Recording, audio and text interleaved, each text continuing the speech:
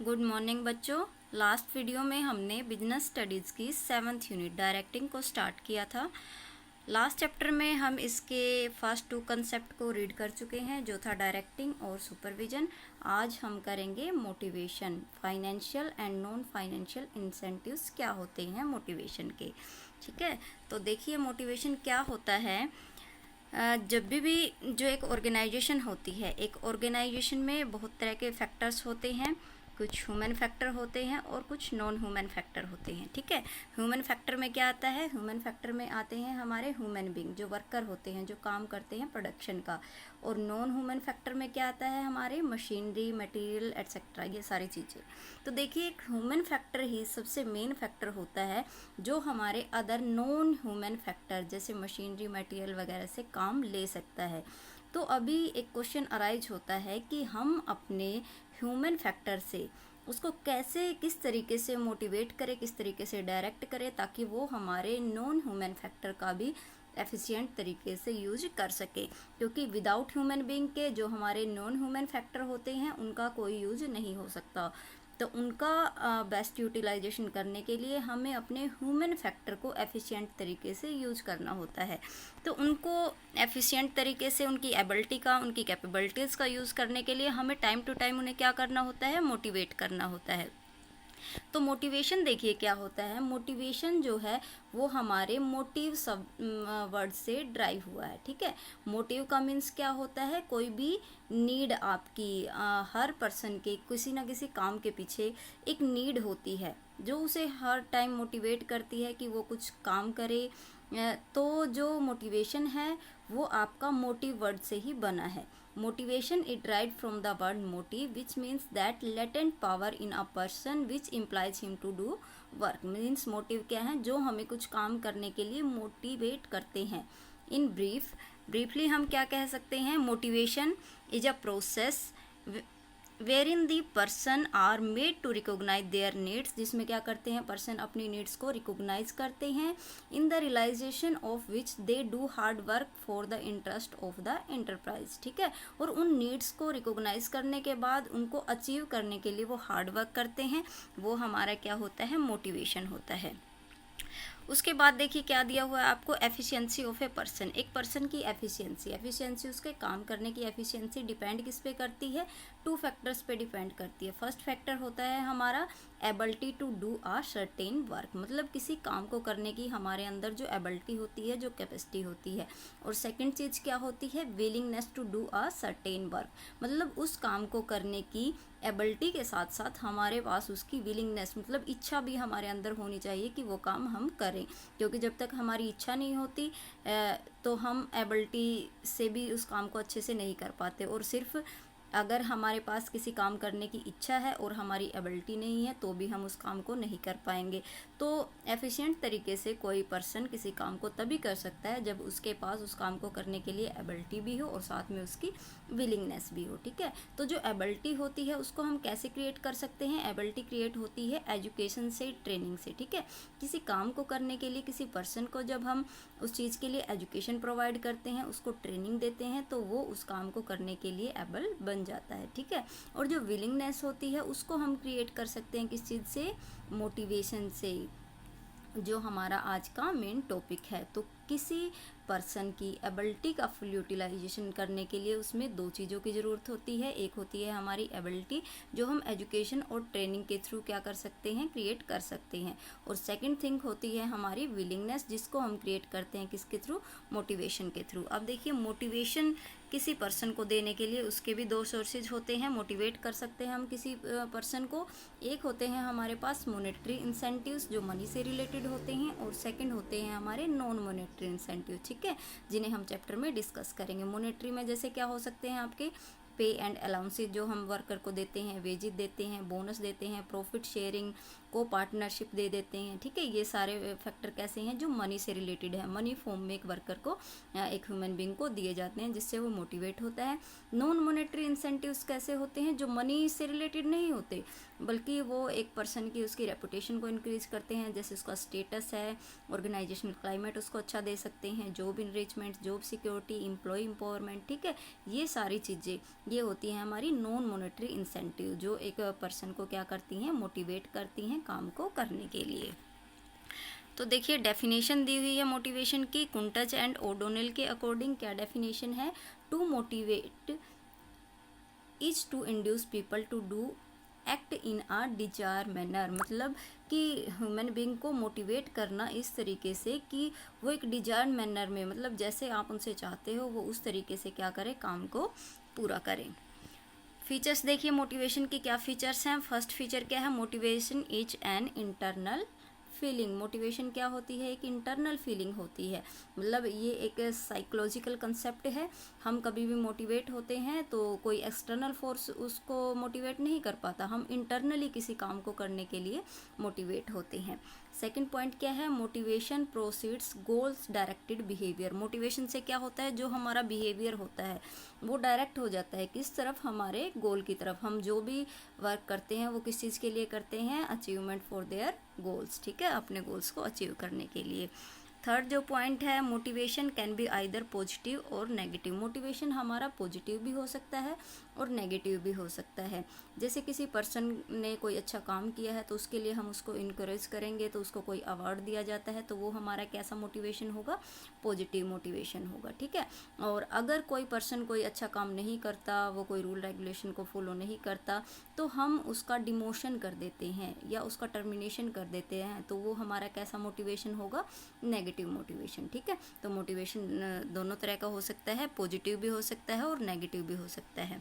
Motivation is a complex process. Motivation एक complex process है। Complex क्यों है, क्योंकि देखिए ये ह्यूमन बिहेवियर से रिलेटेड है और हर जो ह्यूमन बिहेवियर है उसके लिए अलग अलग फैक्टर होते हैं जो उसको मोटिवेट कर सकते हैं। कुछ ह्यूमन बीइंग होते हैं जो मॉनेटरी फैक्टर से मोटिवेट होते हैं, कुछ होते हैं जो नॉन मॉनेटरी से, मतलब हर एक पर्सन की अलग अलग नीड्स होती हैं, उसके अकॉर्डिंग, उसके माइंड के अकॉर्डिंग हमें क्या करना होता है, डिफरेंट टाइप के मोटिवेशन फैक्टर को यूज़ करना पड़ता है। तो ये काफ़ी कॉम्प्लेक्स प्रोसेस है, क्योंकि किसी भी पर्सन के माइंड को अच्छी तरह से रीड कर पाना हमारे लिए इतना ईजी नहीं होता, ठीक है। अब ये देखिए एक इम्पोर्टेंट थ्योरी आपको दी हुई है, ये है मास्लो की नीड हिरार्की थ्योरी। मास्लो जो एक साइकोलॉजिस्ट थे, उन्होंने मोटिवेशन की थ्योरी दी थी ये 1943 में। इन्होंने जो मोटिवेशन के लिए ह्यूमन बीइंग की जो नीड्स होती हैं उन्हें चेन और एक सीक्वेंस ऑफ नीड्स में डिफाइन किया है कि ह्यूमन बीइंग की नीड्स तो बहुत सारी होती हैं, लेकिन हम उन्हें क्या करते हैं, कैटेगराइज कर सकते हैं on the basis of priority, ठीक है, कि आप किस नीड को पहले सेटिस्फाई करना चाहते हो।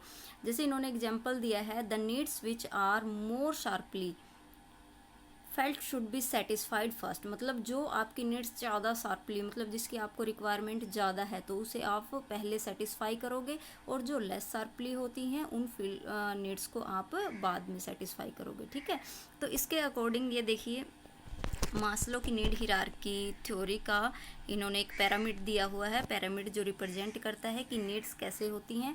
तो सबसे पहले इन्होंने दी हैं साइकोलॉजिकल नीड्स, उसके बाद आती हैं सेफ्टी और सिक्योरिटी नीड्स, उसके बाद आती हैं एफिलिएशन और सोशल नीड्स, फोर्थ आती हैं एस्टीम नीड्स और फिफ्थ आती हैं सेल्फ एक्चुअलाइजेशन नीड्स। ये है सीक्वेंस ऑफ सेटिस्फेक्शन, मतलब पहले हम क्या करते हैं, हमारी जो फर्स्ट नीड है पहले उसको सेटिस्फाई कर देते हैं, जब वो नीड सेटिस्फाई हो जाती है फिर हम नेक्स्ट पे चलते हैं, उसके बाद नेक्स्ट पे, ठीक है। इस तरीके से ये 5 टाइप से उसने नीड को डिवाइड किया है। ये देखिए वन बाय वन हम इनको डिस्कस कर लेते हैं। साइकोलॉजिकल नीड्स में हमारी कौन सी नीड्स आती हैं, जो हमारी बिल्कुल बेसिक नीड होती हैं, ठीक है, जो कीप अ मैन अलाइव, मतलब एक पर्सन को जो अलाइव रहने के लिए ही, जैसे फूड है, शेल्टर है, क्लोथिंग है, स्लीपिंग है, ठीक है, ये बिल्कुल बेसिक नीड होती हैं। तो सबसे पहले हम इन्हें ही सेटिस्फाई करते हैं। सेकेंड आ जाती है हमारी सेफ्टी और सिक्योरिटी नीड। सेफ्टी और सिक्योरिटी में हम देखिए फिजिकल सेफ्टी की ओर भी ध्यान देते हैं और हमारी इकोनॉमिकल सेफ्टी की ओर भी। जब हमारी बेसिक नीड्स पूरी हो जाएंगी तो हम देखेंगे कि फिजिकली हम लोग सेफ हैं या नहीं, मतलब कोई भी एक्सीडेंट है, अटैक है, डिजीज़ है कोई भी, उनसे हम अपने आप को सेफ रखते हैं। उसके बाद इकोनॉमिक सेफ्टी में क्या आता है, जैसे हम अरेंजमेंट कर लेते हैं ओल्ड एज के लिए, हम अपनी कोई सेविंग्स वगैरह करते हैं, तो वो इकोनॉमिक सेफ्टी में आ जाती है, ठीक है।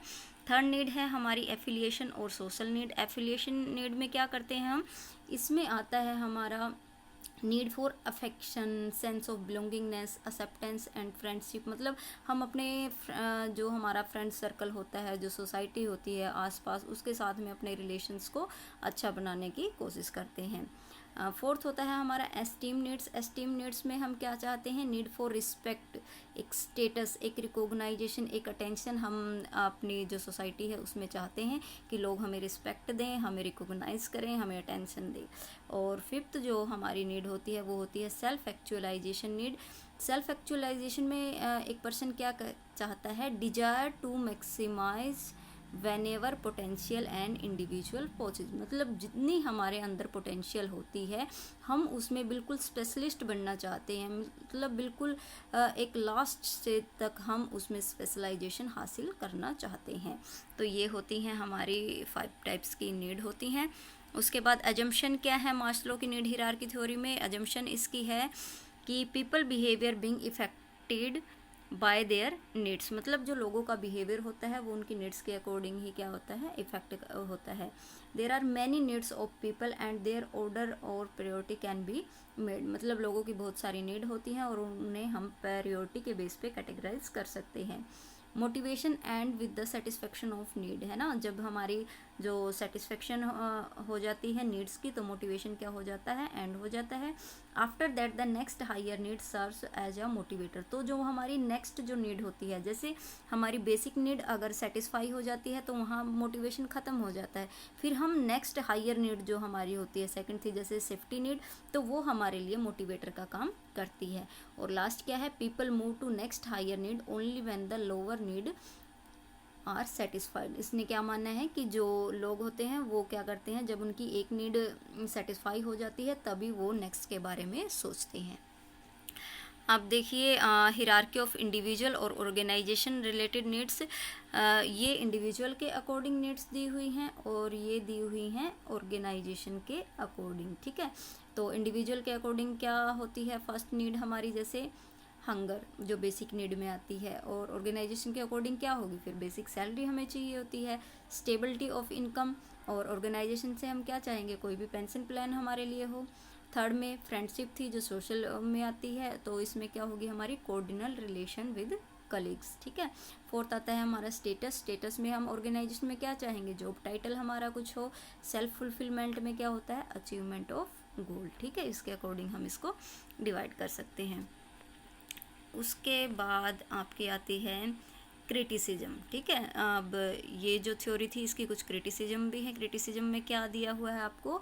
Maslow hierarchy of needs is not permanent, ये जो हिरार्की उन्होंने बनाई है वो परमानेंट नहीं है, ये अकॉर्डिंग टू सिचुएशन चेंज हो जाती है, क्योंकि हर पर्सन की नीड अलग अलग हो सकती हैं। It is not necessary that the need of only one category be strong at a time, मतलब ये चीज़ भी कोई कंफर्म नहीं है कि एक टाइम पे सिर्फ एक ही टाइप की नीड आपको मोटिवेट करे। आपको डिफरेंट डिफरेंट टाइप की नीड्स आपकी मोटिवेट कर सकती हैं। ये हो सकता है कि आपकी सिर्फ बेसिक नीड पूरी हो गई है तो उसके बाद आप सेल्फ एक्चुअलाइजेशन के बारे में भी सोच रहे हो, तो वो नीड भी साथ के साथ आपको मोटिवेट कर सकती है, ठीक है। उसके बाद ये देखिए आपके आते हैं financial, monetary and non financial और नॉन मॉनेटरी इंसेंटिव्स, ठीक है, क्या क्या हो सकते हैं। तो फर्स्टली हम डिस्कस करेंगे फाइनेंशियल और मॉनेटरी इंसेंटिव को। फाइनेंशियल इंसेंटिव्स क्या होते हैं? Financial incentives are those incentives which are evaluated in term of money, जिसको हम मनी की टर्म में इवेल्युएट कर सकते हैं।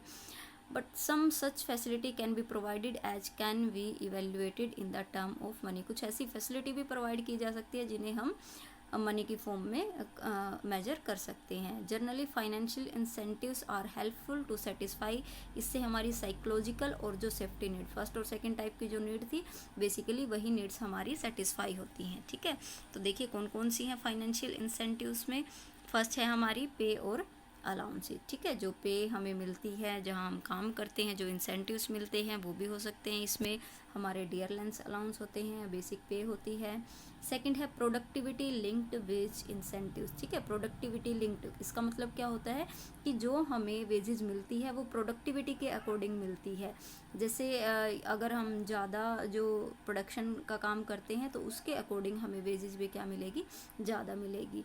बोनस भी हो सकता है इसमें, जैसे जो आपको रेगुलर रेम्युनरेशन मिलता है उसके अलावा जो एडिशनल आपको मिलेगा, ठीक है, वो आपका क्या होता है, बोनस होता है। ये हम अपने एम्प्लॉयज़ को मोटिवेट करने के लिए किसी स्पेशल ओकेजन पे या उसके किसी अच्छे काम के लिए उसको रिवॉर्ड दे सकते हैं।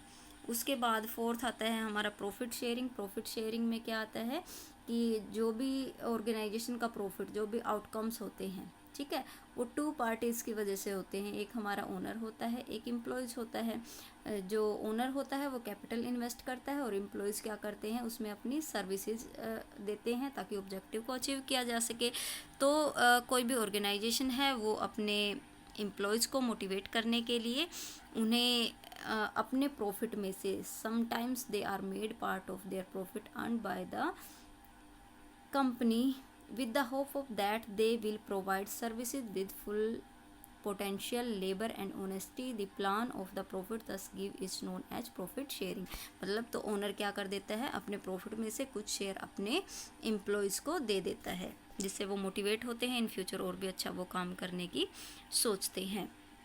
उसके बाद नेक्स्ट पॉइंट हमारा आता है को पार्टनरशिप और स्टॉक ऑप्शन। को पार्टनरशिप में क्या होता है, को पार्टनरशिप में जो हमारी मैनेजमेंट होती है वो वर्कर का पार्टिसिपेशन करवाती है मैनेजमेंट के वर्क में, ठीक है, तो वो किसी भी काम को लेकर उनकी सजेशंस वगैरह ले सकती है।